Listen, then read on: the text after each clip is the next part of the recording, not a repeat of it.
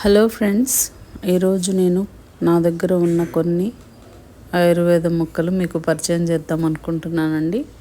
అందులో భాగంగా ఇది వాయింట మొక్క అంటారండి. వాయింట అంటారు. దీనికి ఉండే ఎల్లో ఫ్లవర్స్ బీస్ని బాగా అట్రాక్ట్ చేస్తుందండి. పాలినేషన్కి పనికొస్తుంది. దీని ఆకుకూర పప్పులాగా వాడుకోవచ్చండి.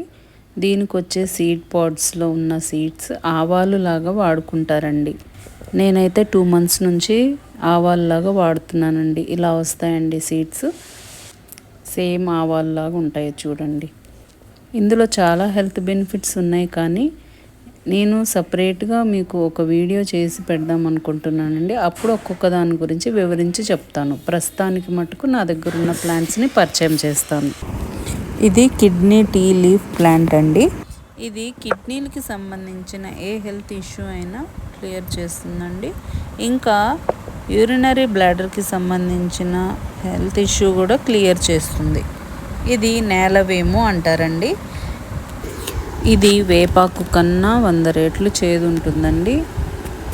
ఇది డయాబెటీస్ అండ్ వైరల్ ఫీవర్స్కి, ఇన్ఫెక్షన్స్కి, స్కిన్ ఎలర్జీస్కి బాగా ఉపయోగపడుతుందండి.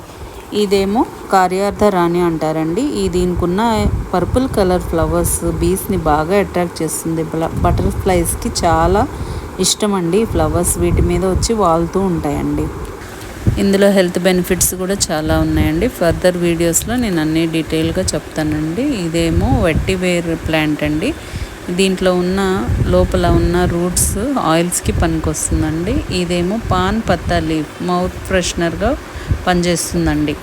ఇది నల్లవావిలి చెట్టు అండి. ఇది జాయింట్ పెయిన్స్కి మెయిన్గా బాగా పనిచేస్తుందండి. నువ్వుల నూనెలో పిడికెడేసి ఆకులు కాసుకొని మర్దన చేసుకుంటే బాగా పనిచేస్తుంది. ఇదేమో ఇన్సులిన్ ప్లాంట్ అండి. ఇది blood glucose level, BP and gastric ప్రాబ్లమ్స్కి బాగా పనిచేస్తుందండి. ఇదేమో కుందేటి చెవి ప్లాంట్ అండి. ఇది మెయిన్ నేను పులిపిర్ల కోసమని తెప్పించాను.